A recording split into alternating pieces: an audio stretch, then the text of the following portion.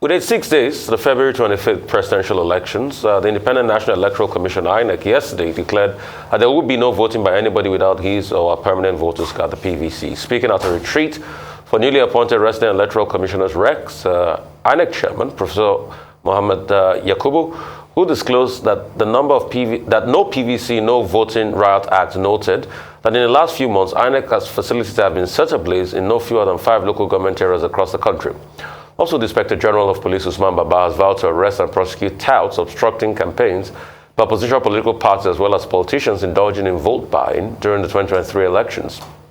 This, nonetheless, the House of Representatives yesterday condemned all forms of attack on the facilities and buildings of the federal government in the country, particularly attacks on facilities and infrastructure of INEC. Dr. Bati, a lot to talk about on this. Okay, the INEC chairman was reportedly speaking yesterday at a summit that had been organized by the Inter-Party Advisory Council, IPAC. And he made that point that no PVC, no voting. I guess that, that in itself is a no-brainer because, as he pointed out, it's a legal requirement. You must have a PVC, you must be a registered voter for you to be able to vote. In other words, it is a mandatory requirement of the law. And the relevant section of the law is Section 47, subsection 1 of the Electoral Act 2022. So I say it's a no-brainer because, this is very obvious. If you are a registered voter, you can't vote. By the way, it wasn't IPAC. That was a police event. The IPAC, the event where the INEC chairman spoke was at a retreat for the 19 newly appointed resident electoral commissioners. Out of the 19, 14 of them are new. 5 of them had been there. And 86 days to the February 25 presidential election, it made sense to provide a retreat, to organize a retreat for new resident electoral commissioners, for them to familiarize themselves with guidelines, for them to familiarize themselves with the legal framework, for them to realize, and to be, properly instructed in terms of the importance of their responsibility as resident electoral commissioners across, the Federation. So that was the purpose of the meeting, but then, the INEC chairman made that point that Section 47, subsection 1 of the Electoral Act 2022 is sacrosanct. And he said that some people have been saying on social media that even if you don't have a PVC, you can vote. So he has made it clear now, you must vote. Only with your PVC. You must be a registered voter. That's not one leg of it. The second leg of it is that he talked about security, the attacks on INEC offices. 5 local government area offices of the INEC have been attacked in the last 4 months. Close to 2,000 ballot boxes have been stolen. Close to 400 cubicles, voting cubicles, have been made away with or destroyed. And 22 generators, electric power generators, in those affected states have also been destroyed.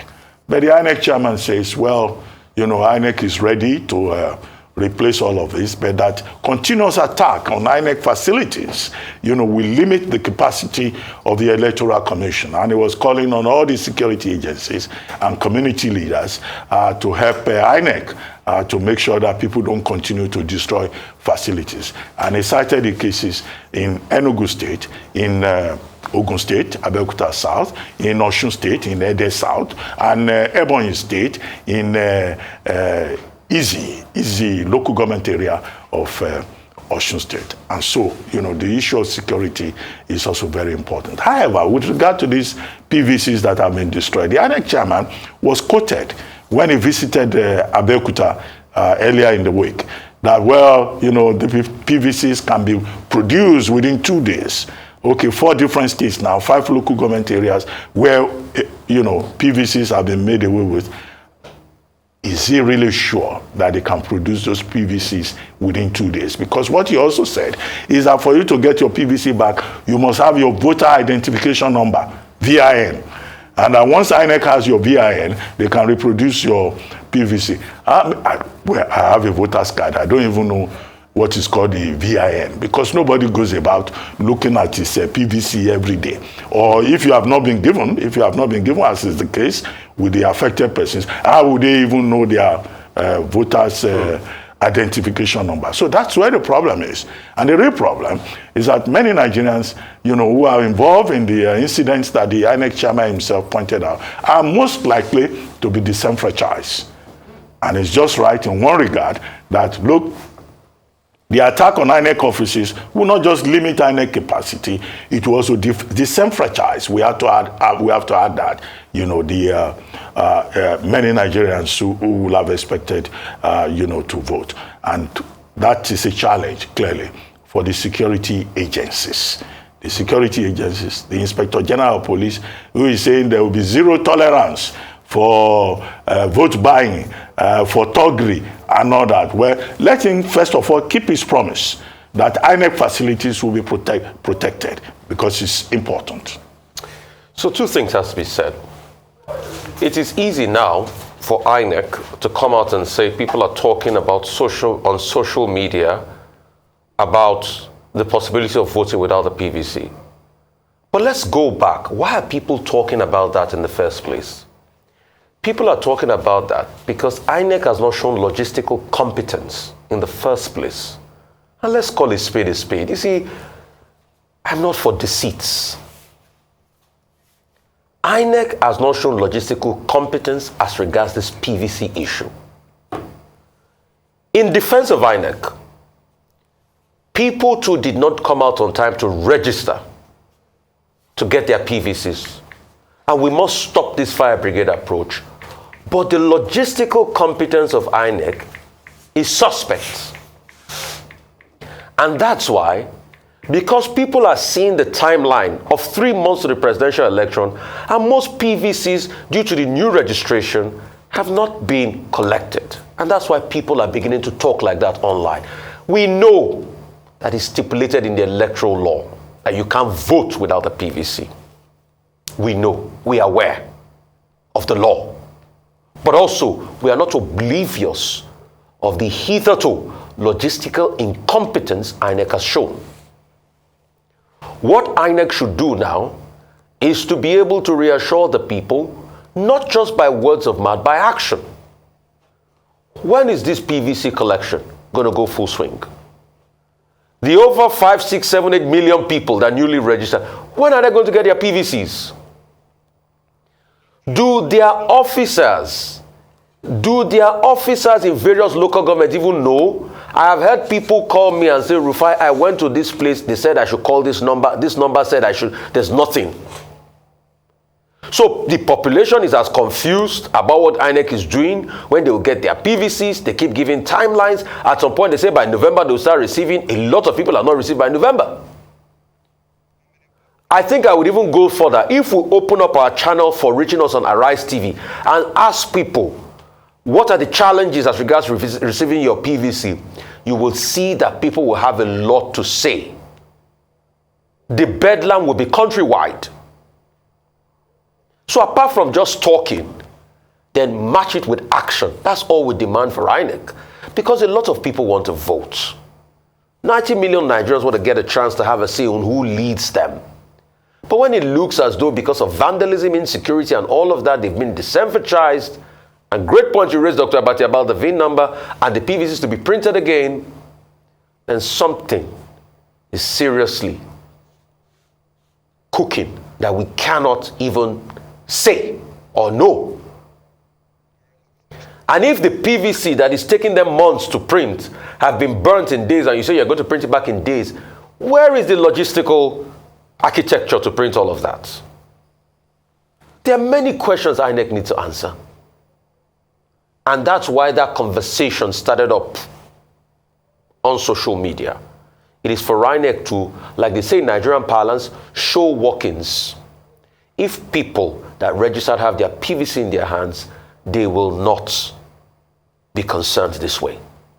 Please, get PVC into the hands of voters, not leave them in INEC warehouses. The federal government has blamed state governors for being partly responsible for the rising rate of poverty nationwide. The Minister of State for Budget and National Planning, Clem Agba, says state chief executive prioritized construction of heavy pieces of infrastructure such as bridges and airports in cities rather than improving the lives of the rural poor. Agba said despite the federal government's intervention to alleviate poverty, the results do not reflect the amount of investment made in this area. Is putting out at the federal level, putting out so much money, but we are not seeing a reflection, so much a reflection in terms of money that is being put out in alleviating poverty, which is one of the reasons the government also put in place the National Poverty Reduction with Growth Strategy. But if the government, federal government, puts the entire income that it earns into all of this without some form of complementarity from the state governments in playing their part, it will seem as if we are throwing money in a pond. Because the governors basically are only functioning in their state capitals. And democracy that we preach about is delivering the greatest good to the greatest number of people. And from our demography, it shows that the greatest number of our people live in the rural areas. Dr. Bati?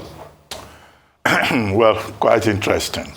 You know, the Minister of State for Budget and Planning, Clement Agba, blaming the state governments. What is the basis of his, of his submissions?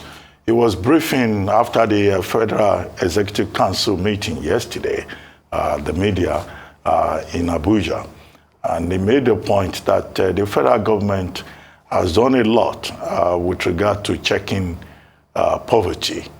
And his opening argument is that poverty is multidimensional. Well, that again is obvious. It's like stating the obvious.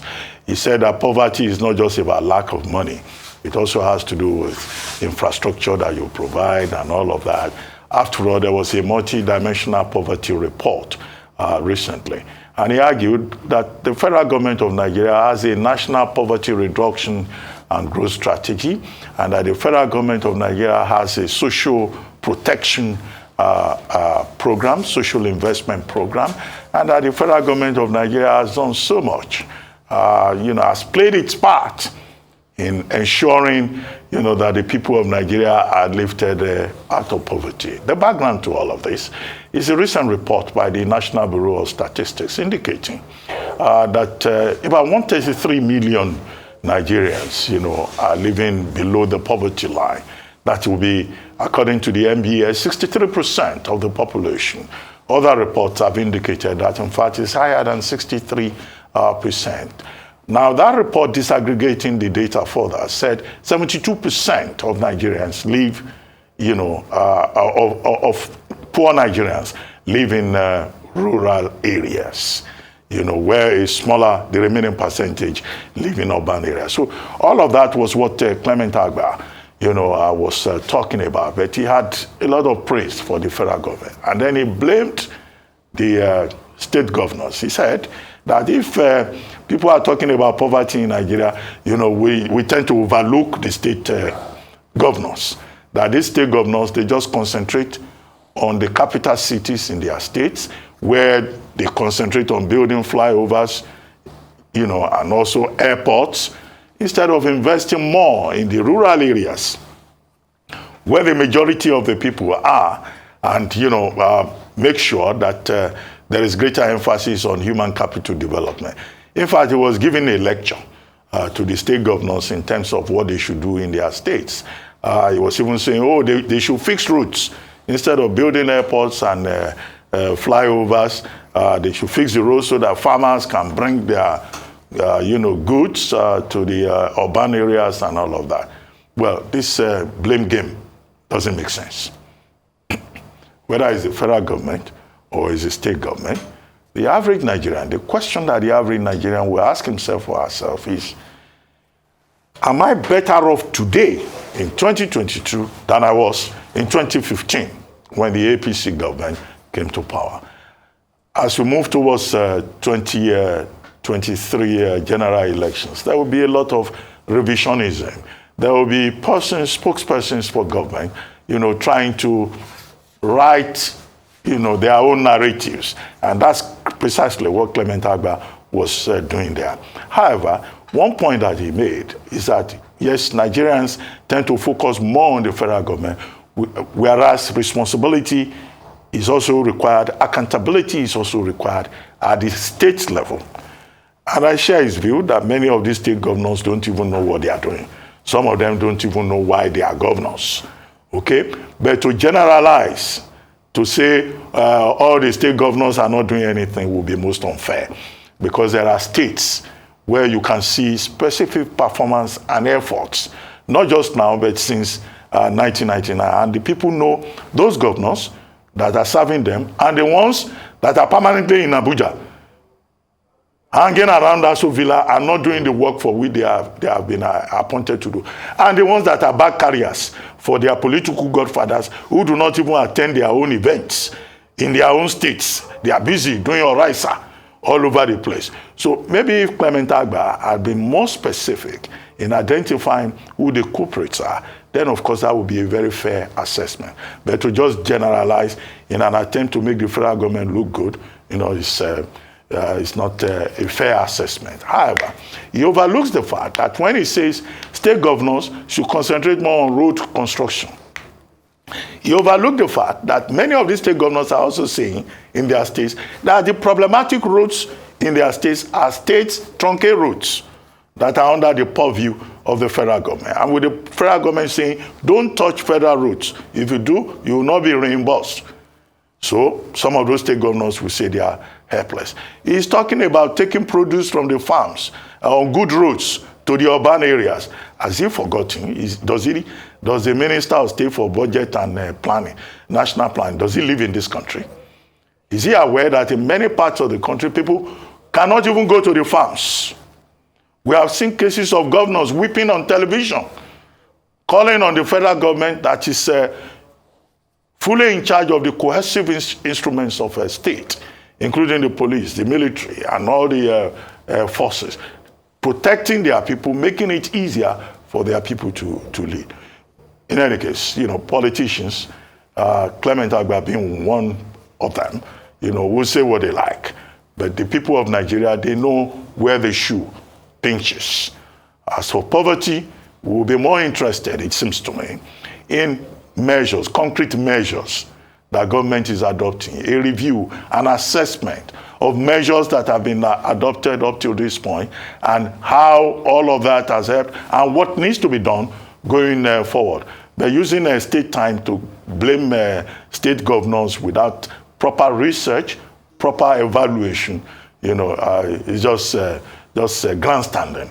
I don't think anybody should take what Clement Agba said about the states being the ones to be blamed seriously. No, it's a collective error or failure that is responsible for poverty in Nigeria.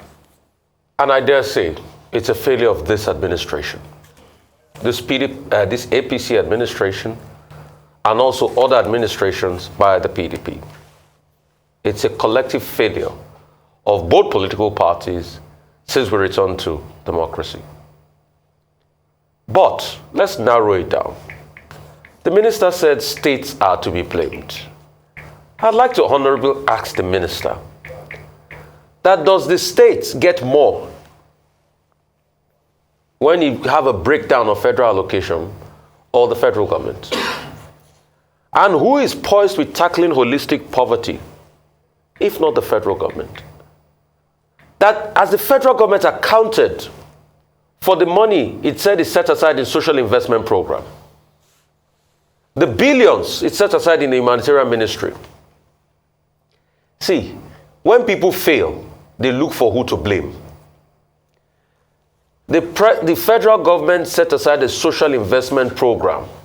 We would like to know how much that social investment program has reduced poverty in Nigeria. Because we have examples. I was just reading the World Bank report this morning when Brazil set up something called Bolsa Familia under Lula Inácio da Silva. 20 million people came out of poverty. Was it not in this country that we're feeding school children during COVID? Was it not in this country we heard of massive corruption, over 109 billion by the Attorney General? If we spend that money on the poor, I think it will go a long way. So why blame the states? And please don't get me wrong, this is not to exonerate state governors too. They ought to do a lot. Because a lot of state governors holding on to local government money where a lot of these poor people live is not right. The state governors must allow the local government function independently to be able to address the concerns of people. But the buck stops with this administration. And what it means is that this administration has failed to bring people out of poverty. In fact, the numbers have increased to 133 million as we speak today. So when the Minister of State for Budgets says the states are to be blamed, we will ask, what about those glowing promises the federal government made? What about those programs and the ministry they set up to alleviate the sufferings of people? What did they do? Can they give us a full audit of what was spent on trader money and how it impacted and brought people out of poverty? Can they give us a full breakdown of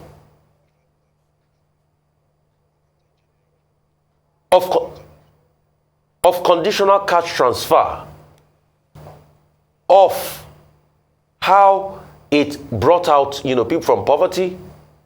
Can they give us a full breakdown of how much was spent in all of these schemes to bring people out of poverty in this country? Can we even see a comprehensive social register of the people they are transferring 5,000 naira to and the effect is making on poverty? And like I said before, are they also going to factor in the corruption of the Accountant General? And thanks for the correction, not the Attorney General, the Accountant General of the Federation, that is now said to be having a plea bargain or requesting a plea bargain with the EFCC. Accountant General. Please, people should not pee on our backs and tell us it's raining. We know what is happening. When you have failed, take the blame and take the learnings. You still have 3 months to go in this administration. I still feel if you're truly ready, a lot can be done in 3 months. Please, take the learnings. A student who was arrested for posting a tweet that appeared to mock the First Lady, Aisha Buhari, has been remanded in prison pending the hearing of his bail application. Aminu Mohammed is a final year student of the Federal University, Juse. The tweet, which was posted in Hausa in June this year, loosely translated, Mama has eaten poor people's money and is now full. It was accompanied by a photo of Aisha Mohammed's lawyer, Siki Agu, and says he denied a charge of defamation and was remanded after hearing at a court in the capital Abuja, pending another sitting on his bail. Arise News gathered from the presidency sources that the case was filed by the police, and there is now an outrage, including pleas for his release by several groups, including Rights Group and Amnesty International. Dr. Abati? Okay, I know that this particular matter. I'm sorry, I'm told to read on. I also hear that the national youth leader of the People's Democratic Party, Mohammed Kalade Suleiman, has confirmed what he called a legal detention of Aminu Mohammed for allegedly tweeting against the wife of the president, saying the act has overstepped the boundary of decency, law, and justice. Suleiman, who questioned those behind the arrest, condemned it and says he will continue to resist all arrests to ridicule, malign, and threaten or harass young people in Nigeria. According to him, the All Progressive Congress-led administration should not forget that it clinched power on the goodwill of everyday Nigerians. So Suleiman is urging relevant security agencies to quickly intervene in their lawful detention and ensure that Aminu regains his freedom. Okay, Dr. Bati, over to you, sir. Well, on that last note by Suleiman, whether to grant a man bail or not is the discretion of the court. So, a commentator cannot say the court in exercising, its authority within its jurisdiction, must, just listen to, what the preferences of a partisan commentator in the matter. That's just simply it. So if there is an application for bail, the court can say, no, we're not granting this bail for so and so reason. And then they said, let the person be remanded in prison. It's for the lawyer to the defendant, to pursue it further and provide, reasonable causes why, the court should rule otherwise or reverse itself. Anyway, that's that about that. To deal with the issue, well, I mean, it's interesting and it's not surprising that the matter involving this gentleman, Aminu Muhammad, a student of environmental management at the Federal University Duse in Jigawa State, has generated a lot of interest. What he was alleged to have done was to have put out a tweet in which he said that Aisha Buhari, the wife of the president, has eaten poor people's money and is now full. And on the basis of that, he has been taken to court. The issue here at stake is defamation. Defamation is an offense under the laws of Nigeria. And what it means is that when you put out a statement that is considered false, that can ridicule a person, that can expose a person to contempt, that can damage a person's reputation, that can lower such person's reputation in the estimation of right-thinking members of a society. So it's personal. People have a right to defend their reputation. So if the First Lady has gone to court as plaintiff in this matter, then it is within her right. Whether she is the wife of the president or not is completely immaterial. But the court, in looking into it, will then determine whether the statement is true. Truth is a very strong defense in defamation. If you say, yes, it is true, this person has consumed poor people's money and is now full, the court will say, prove it.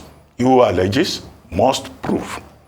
So don't let's be sentimental about it. I know that the concern of the public is simply that people in high places are very quick to say, oh, I've been defamed and the person must be punished. No, you can defend your reputation, whether you are in government or not, as long as the judicial system is very fair in looking at the issues. The second thing that people should pay attention to is that this was a tweet. A lot of people go on Twitter and other social media platforms. They think because of the anonymity that it grants you, you can just say what you like about other people. If the matter is taken up in court, it could be an issue. And you could be sanctioned for it under the laws of the land. People hide under the fact that the Evidence Act 2011 does not talk about the admissibility of electronic evidence. But they forget that there's also the Cybercrime Prohibition Prevention etc. Act of 2015. And there have been decided cases under that look, if you go to any electronic platform or digital platform to either commit fraud or to commit a crime, to abuse people, you can be taken to court. So that's one other lesson for people who think, after all, it's social media. I can say what I like. After all, it's Twitter. And Elon Musk, who has bought Twitter, is now saying, this is a free speech, free-willing space. No, it is not. That's one lesson that people should learn. And the issue about admissibility of electronic evidence, the leading authority on it is Justice Alaba Ajileye. Justice Alaba Ajileye has written 2 books on it. So for persons who don't know what it is all about, they should read the Cybercrime Act 2015 and read Justice Alaba Ajileye's books on electronic evidence, his compendium of cases and his original text on the matter. So while people can be emotional about this, and they say, oh, she's the First Lady, they forget that the principle that public officers must be held accountable, the principle of voluntary non-fit injuria, does not apply in this particular instance to a private person like Aisha Buhari. She's not the one they voted for. So she has the right to defend her reputation. And in many instances also, even those that we say, if you don't like it, don't go near the kitchen, they also have a right to defend their reputation. But truth is a defense, or what some people call justification. So the rights of the gentleman, Aminu Mohammed, must be respected. He must be, given his full rights under the law and to defend himself. And if he has the justification, I'm sure that the judge, will look at all of this. But I think, beyond emotions, there are also lessons that we can take away from this, even at this preliminary stage. Okay, you see, we need to be very careful. I'll say three things. I would say more than three things anyway. At first, let's remember, power is transient. This cycle will soon go. February, March, new people will come on board. And let's be careful what we do. Secondly, let's investigate how Aminu was even arrested in the first place. How was he treated? Please, if at any point Aminu was assaulted or beaten, that should also be brought to bear. But let's investigate. And let us look at this matter deeply. I'm happy you talked about the high-handedness, Dr. Abati. Yes, there's that level of high-handedness among people that feel they're high up there. You said we didn't vote for the First Lady. Yes, she's the wife of the president. But why do we have an office of the First Lady working? I ask. Is it constitutional? Is that not an aberration of the law of the land already in the first place? Can we come out to say that monetary provisions are not made for the office of the First Lady? Is it constitutionally recognized? We talked about high-handedness. If the laws work in Nigeria, were we not talking about the IGP here yesterday? Wasn't he found guilty for contempt of court? Is he not supposed to be cooling off in jail by now? See, if we can't dish it, then we can't take it. And that's why we should be careful. So in all of this, let's also investigate the circumstances at which Aminu was arrested in the first place, whatever was done to him before he was taken to court. But like you said, the law is the law. He who alleges must prove. And this is also on people that go out there and make all sorts of allegations against people. If you have the facts, Aminu, you must prove. But if you don't have the facts, too bad. The law will come out hard on you. But also, in this space, once you're in the public space, you get abused every day. How many people do you want to take to task over abuse? How many people do you want to take to task over abuse? But the most important thing is, please, let's respect everybody. Power is transient. This country is a blessed country. It's just for a time. It will never be like that forever. But the law must take its course. And for all of you that go to malign people on social media, be careful. Let this Aminu case be a watchword. Because I hear Aminu wants to write exams. I thought, as a student, I'm more concerned about that and all of that than all of this happened. But also in totality, let's investigate all what happened across the value chain. And let peace and justice reign in this country. I repeat, power is transient.